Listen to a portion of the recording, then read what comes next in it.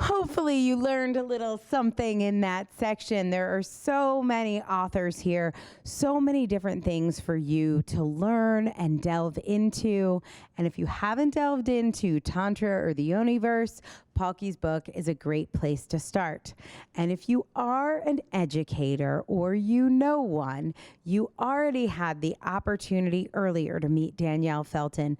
Now you are going to meet someone who helps educators who are ready to shift into administration. This book is called So You Want to Be a Superintendent. Become the leader you were meant to be. And the author of this book is Donna Marie Cozine. Donna Marie, join me out here. Hello. So I'm very excited about this book because I have a superintendent in my family. I just saw her recently. Her name is Carol. She was superintendent of schools in Middlesex County in Connecticut. She is now in her 70s, I believe, and she is still consulting and doing superintendent work because there is such a need for great superintendents in the school. So when you came up with this book idea, I was like, I know how much this book is needed.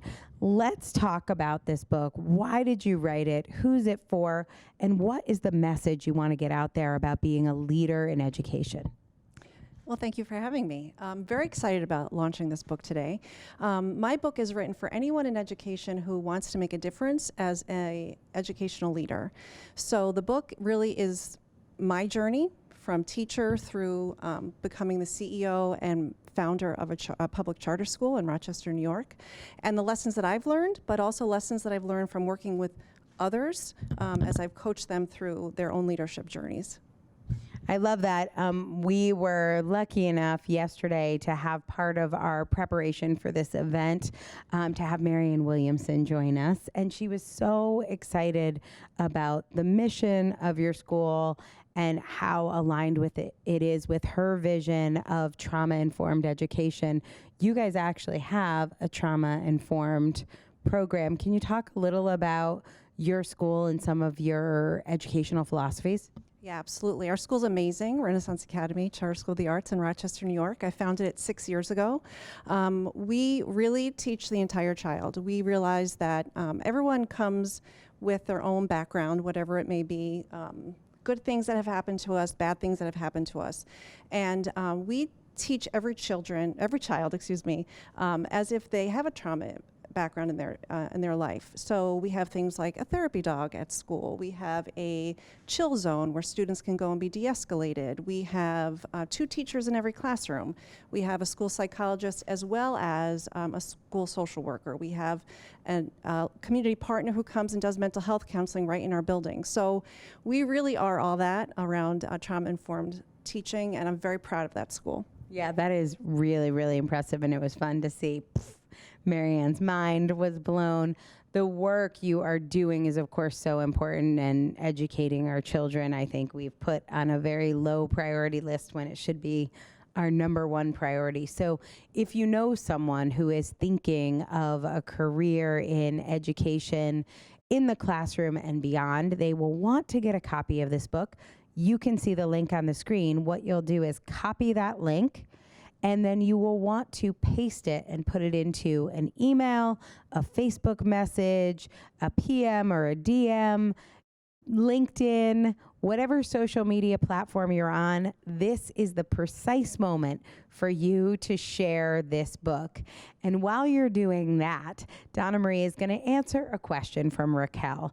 And Raquel wants to know if writer's block came up for you, and if so, how'd you deal with it? Thank you. Great question, Raquel. Actually, I started writing this book before I met you and the author incubator, and I got nowhere.